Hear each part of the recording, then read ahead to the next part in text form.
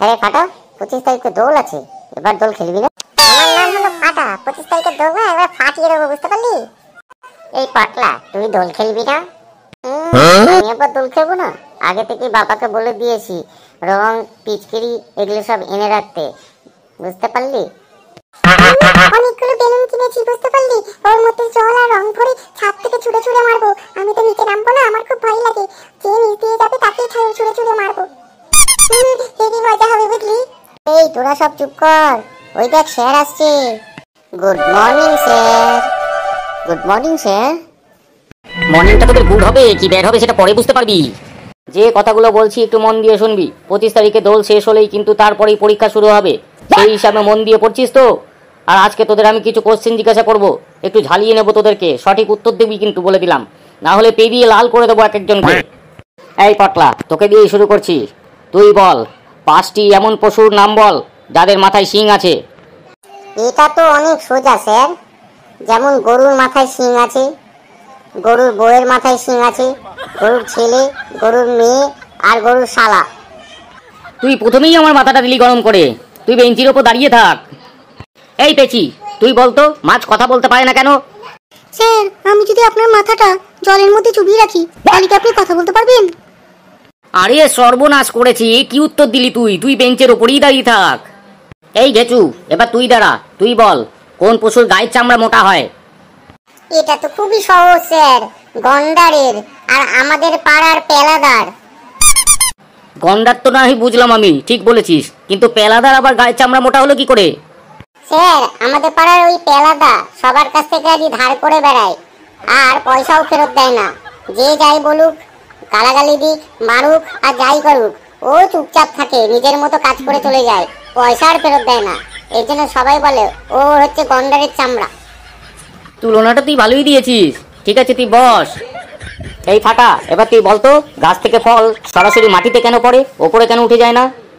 Sir, ফলের তো আর পাখনা নেই যে উড়ে যাবে, সেই জন্য গাছ থেকে সরাসরি মাটিতেই পড়ে, আর পাখনা থাকলে উড়ে যেত স্যার। তোকে না পে দিয়ে পাখনা গুজিয়ে উড়িয়ে দেবো, বুঝতে পারলি? এই গেচু, তুই বলতে পারবি? আমি বলবো স্যার, পৃথিবীর মাধ্যাকর্ষণের শক্তির জন্য প্রত্যেকটা জিনিসকে নিজের কেন্দ্রবিন্দুর দিকে টেনে নেয়, সেই জন্য ফল ওপরে উঠে যায় না, সরাসরি মাটির দিকে নেমে আসে। বাহ বাহ, খুব ভালো উত্তর দিয়েছো বাবা। ফেলু, তুমি বসো বাবা। স্যার, আমার খুব জোর হিসু পেয়েছে, একটু হিসু করতে যাব। এই পড়া ধরলেই তোদের খালি হিসু পায় কেন? তোদের মুখ থেকে প্রস্রাব বেরোয় না? স্যার, আমাদের মুখ থেকে তো প্রস্রাব বেরোয় না, আপনার মুখ থেকে বেরোয় বুঝি? তুই আর আমার মাথাটা গরম করিস না, তুই একটা কোশ্চেনের উত্তর দে, সঠিক দিতে পারলে তবেই যাবি, না হলে বেঞ্চের ওপর দাঁড়িয়ে থাকবি। বল কোন পাখি মানুষের মতো হাঁটতে পারে? স্যার, আমাদের বাড়ির টিয়া পাখিটাকে আমি একদিন খাবার খাওয়াতে গিয়েছিলাম, সে আমাকে খুব জোরে কামড়ে দেয়, সেই জন্য তারপর থেকে পাখি সম্পর্কে আমার ধারণাটা পাল্টে যায়।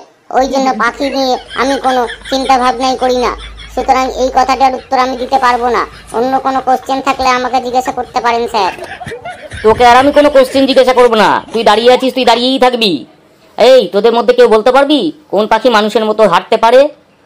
স্যার, আমি বলবো পেঙ্গুইন মানুষের মতো হাঁটতে পারে। বাহ বাহ বাহ, খুব ভালো উত্তর দিয়েছো, একমাত্র পেঙ্গুইনই মানুষের মতো হাঁটতে পারে। তুই বস, তুই বস ফেলু। এই ফাটা, তুই এবার বলতো কোন পাখিকে শিল্পী পাখি বলা হয়?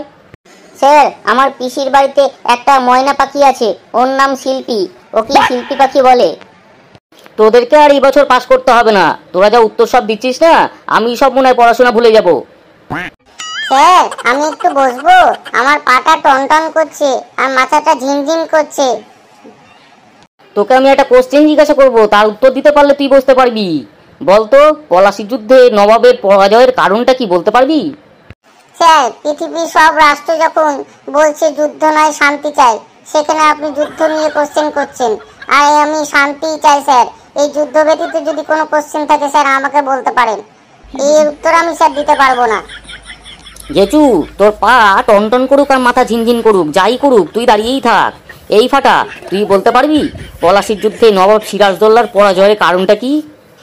হ্যাঁ স্যার, নিশ্চয়ই বলতে পারবো। সবাই জানে যে সিরাজের সেনাপতি মির্জাফরের বেইমানির কারণে এই পরাজয় হয়, কিন্তু আরো একটা কারণ আছে যেটা কিন্তু কেউ জানে না স্যার। তুই তো ঠিকই বলেছিস, মির্জাফরের বেইমানির কারণেই নবাব সিরাজদৌল্লা পরাজিত হয়। আর একটা কি কারণ আছে সেটা বলতো। এটা তো জানেন স্যার, নবাবের যে প্রচুর সৈন্য ছিল, কিন্তু ক্লাইভ অল্প সামান্য সৈন্য নিয়েও নবাবকে পরাজিত করে দেয়। আসল সত্যিটা এবার শুনুন স্যার। জগৎ শেঠ আর মির্জাফরের কারণে শুধু এই পরাজয় হয়নি, তার অন্য একটা ইতিহাসও আজকে আছে। সেই ইতিহাসটাই আপনাদেরকে জানাচ্ছি, শুনুন। ক্লাইভ দূরবীন নিয়ে নবাবের সৈন্যদের ওপর গতিবিধি লক্ষ্য করছিলেন। পলাশীর আমবাগান তখন শূন্য। মির্জাফর তার অধীনে থাকা যত সৈন্য ছিল সব নিয়ে তাই সে কেটে পড়ে। আর রবার্ট ক্লাইভ তো অবাক হয়ে যায়, সৈন্যরা তাহলে গেল কোথায়? নিশ্চয়ই কোনো চাল খেলেছে। তখন ক্লাইভের নজরে এলো নবাবের আমবাগানের দিকে, আর তার একটি আমবাগানের আম গাছের একটি ডাল হঠাৎ নড়ে উঠল। তখন ক্লাইভের সন্দেহ হলো, ভালো করে দূরবীন দিয়ে আম গাছের ডালগুলো লক্ষ্য করলো। দেখলো সেখানে প্রচুর সৈন্য বসে রয়েছে আউত পেতে, কখন আসবে আর সেখান থেকে গেরিলা অ্যাটাক হবে। তখন সেই ক্লাইভ আর ওখানে গেল না, দূর থেকে লক্ষ্য করে তাদের সৈন্যদের বলল কামান দাগতে আর গুলি চালাতে। আর ক্লাইভের সৈন্যরা যা আছে দূর থেকে সেখান থেকে গুলি আর কামান দাগতে শুরু করলো। আর আম গাছের ডাল থেকে টুপ টুপ টুপ টুপ করে সৈন্যগুলো পড়তে থাকলো, আর নবাবের সৈন্যরা সব এক এক করে মারা গেল। আর এইভাবেই নবাবের সব সৈন্য মারা যাওয়াতে নবাব তখন পরাজয় স্বীকার করলো। কিন্তু এখানে একটা কোশ্চেন আছে স্যার, আম গাছের ডালটা কেন নড়ে উঠলো বলতে পারবেন স্যার? না রে ফাটা, এর উত্তর আমার কাছে নেই, তুই বল। এই ডাল নড়ে ওঠার মেন কারণ হলো স্যার চুলকানি, চর্মরোগ, দাঁত, বড় মারাত্মক রোগ স্যার এটা। নবাবের একটা সৈন্যের সেই চুলকানি হয়েছিল, আর তার কারণেই নবাবের সব সৈন্য মারা পড়েছিল স্যার, আর নবাব পরাজিত হয়। ওরে ওরে, তুই থাম, আমার প্রেশারটা মনে আবার বেড়ে গেল, তুই থাম, আমি আর থাকতে পারছি না এখানে। এই কে আছিস রে? আমাকে একটু অফিস রুমে গিয়ে পৌঁছে দে রে।